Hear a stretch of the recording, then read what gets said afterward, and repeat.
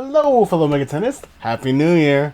It's me, Larrue, and I'm here with another video. This time we're going to be talking about the Shin Megami Tensei TRPG.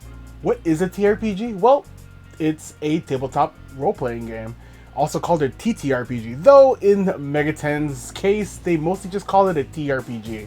And really, all that really means is that whatever you think of when you think of Dungeons and Dragons, that's kind of what we're getting here. We're getting people using pens and paper, dice, the whole thing to kind of come up with their own scenarios and play them out.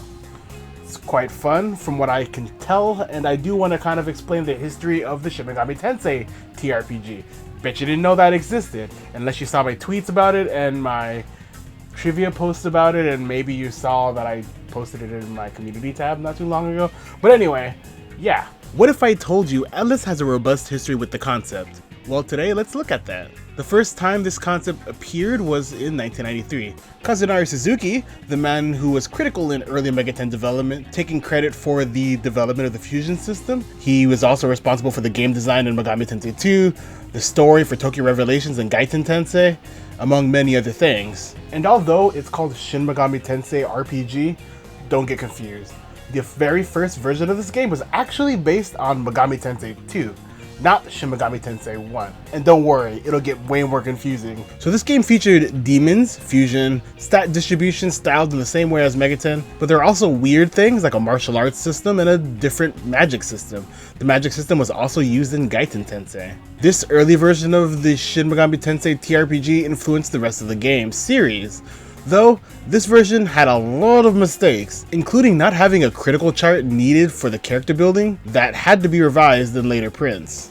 This was initially published in Aspect's Logout magazine, and rumor has it there's some colored images to kind of sell you on the idea. The first version of this game had 3 books: Shin Megami Tensei Basic System, which is the rulebook, Shin Megami Tensei End of the Century Survival Guide, and Devilish Puppet Shin Megami Tensei RPG Replay. So while the first one is a rulebook and the second one is a supplement, that third thing is a replay. Now, what is a replay?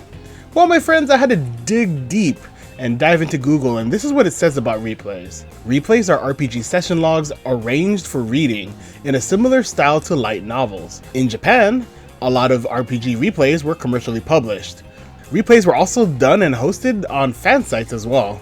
In a lot of cases, replays are more popular than the RPG novels, and they are also considered as a way of promoting and supporting the game that they are based on. So basically, a replay is someone's retelling of their campaign in a light novel format. This is kind of like Bone Age Twitch, because really what you're doing is you're reliving this campaign that someone else has experienced. But it's also kind of interesting because, it's a better way of experiencing the story if you don't want to do all the nitty-gritty calculation stuff. So in 1994, this was supported by an official fan club called TOH, or Toha, sponsored by Kazunari Suzuki. This allowed for a newsletter to be produced. The TOH would continue into the next 2 iterations. The fan club had an entry fee of just a mere 200 yen, that's about $2, and you were meant to receive 2 newsletters a month as well as a fan club card. In 1995, Shin Megami Tensei 2 TRPG Birth Edition was released. This game was designed by Yusuke Tokida and supervised by Kazunari Suzuki. To add to some of this confusion, Shin Megami Tensei 2 RPG Birth Edition is not based on Shin Megami Tensei 2. It's not based on Shin Megami Tensei 1. It's still based on Megami Tensei 2, set as a bit of a sequel to, you guessed it, Shin Megami Tensei RPG. Still set in a pre-apocalyptic setting, this was just a bizarre way of naming it, and it's not at all what I would have done. God. This was the first version to get a lot of supplements that expounded on the world, and the gameplay is really simplified compared to the original release. The releases for this version are Shin Megami Tensei 2 TRPG Birth Edition, which is the basic rulebook, which, by the way, the first print actually was mislabeled and called it a TPRG, and spelled Yusuke Tokida's name wrong. Then there's Guren no Yoru Shin Megami Tensei 2 TRPG Birth Edition Jumpstart Kit. It's kind of like a guide.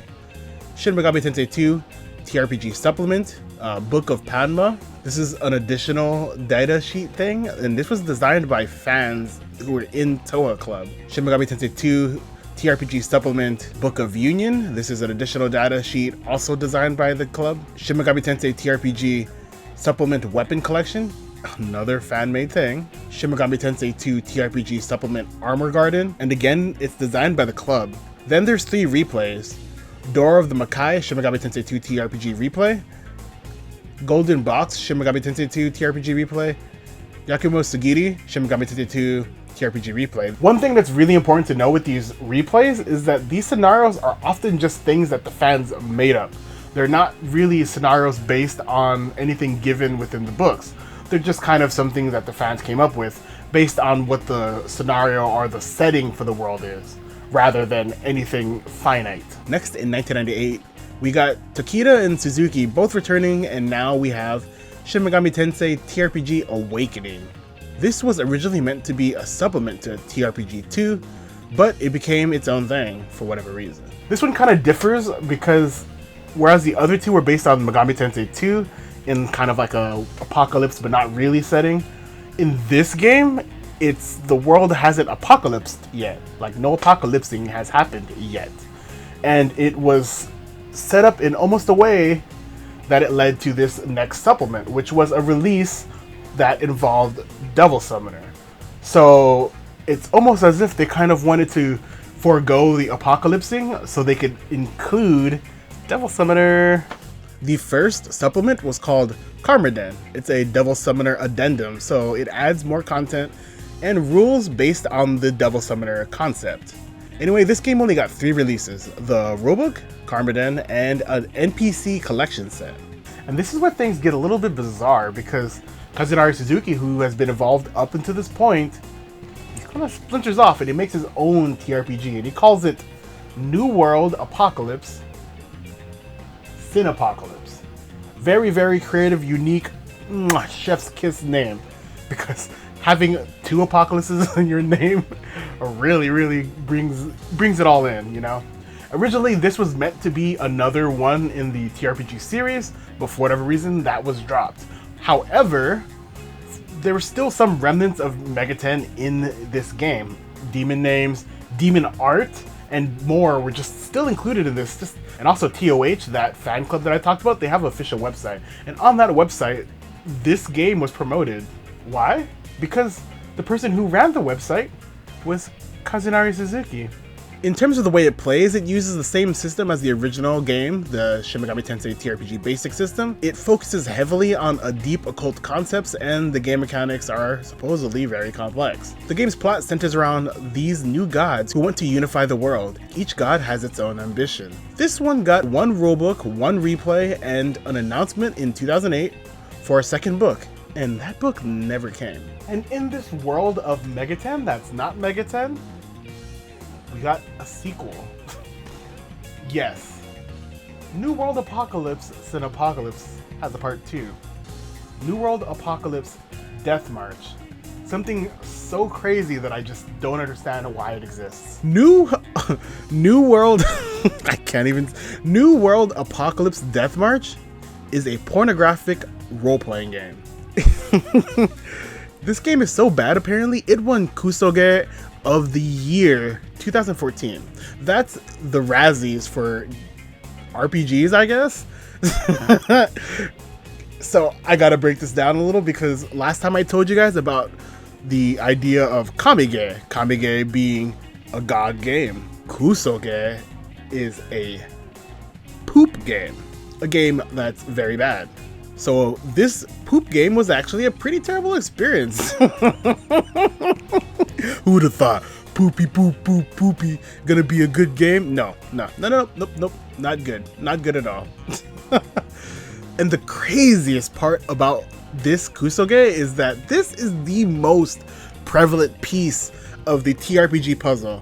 When I was researching for this video, this game, Death March, came up a lot. It actually, when I was looking up Kazunari Suzuki and I was looking up the Shin Megami Tensei TRPG, I kept getting porn. And I was like, what the deal? What's the deal with the porn? And you know what the deal is? The deal is this game. Imagine having your life reduced to porn. I mean, For some people, that's gonna be the case. But why? Anyway, that game looks bad, and I might actually buy it. I actually did buy it. By the time you guys are watching this video, I have already purchased this game. And I don't know why. I have a compulsion. I have an addiction, really. Anyway, so if that kusoge is the most prominent part of this tale of the TRPG, then the best part is the website for the TRPG. I mentioned it earlier, but the TOH thing, that was a thriving little hub for Mega 10 fan content. Members of the TOH had their websites featured, and those time capsules are somewhat accessible. And in many ways, they're pretty beautiful. For one, you can see the amazing collaborative effort. On the other hand, you can kind of get a snapshot into what the fandom was like back then. Regardless of all this, the website was kind of taken over by Suzuki in a sly way, where after he had started to work on his own, not SMT TRPG SMT, he was using the SMT TRPG website to promote it. That's wild, right? TOH was a hyperactive thing too. Only 15 or so members had their own websites and names listed on the website, but the culture of the TRPG seemed to thrive quite a bit, with the one website actually having an archive that shows that over 200,000 visits were accrued in just 3 years. If you guys want, I might do a creator's Kazunari Suzuki, or maybe I might do a video on the kusoge, or both. And that's kind of the end of the story, at least for the porn game part and the Kazunari Suzuki part. After all that unpleasantness, we got something amazing. Shin Megami Tensei 3 Nocturne TRPG, Tokyo Conception. The names just keep getting easier and easier to say, right? Released in 2004, this game was designed exclusively by Yusuke Tokita, and like I said, this was without Kazunari Suzuki's involvement. Unlike the other games that really build off of each other and reinvent the world of Megami Tensei 2, this was kind of meant to be a faithful adaptation of the world of Nocturne. By this point, the TRPG series had been more or less kind of dormant. The website shows, however, that in the time of its heyday, there were at least 6 Atlas-funded conventions to play the TRPG that were free for all to attend. Anyway, this Nocturne RPG was actually pretty good. It was based on the world of the Vortex world, and it was simplified to a point where it was more accessible, but also a little easier to understand, and it had less typos. I didn't find many errata, which I'll explain later, and I just only saw a lot of praise for the way that the system was built. It was built in such a way that was easier to just play and understand, really. The most interesting thing is the lack of supplements for this. This game had 2 supplements, the Amala Deep World supplement and the special lottery only prize, the White Vortex. Something you could only have won by buying the first edition of the basic rulebook. This game had a single replay, Shin Megami Tensei Nocturne TRPG Replay Reunion. See you again next year. Which I happen to own, isn't that kind of neat? Next is where the TRPG series gets wild. In 2005, Yusuke Tokita returns, and so does this TRPG, as a sequel to the Nocturne TRPG and to SMT2. Do not use this in your crazy little fan theories, and I don't want to see your stupid Amala network theory going, oh, I guess the Millsbeat is connected. This is something that was created by Yusuke Tokita, no involvement from Atlas, so shut up. Unlike Birth and Awakening, this game is post-ICBMs, and unlike the Nocturne TRPG, this one also returns to being creative with the lore and adding its own ideas, probably because it's based on its own original idea that's not canon. So there were a lot of supplements released for this. Interestingly enough, there are many replays. I'm not going to read them all out, just know that there's a million. I'll probably have some showing on the screen, but there was a lot.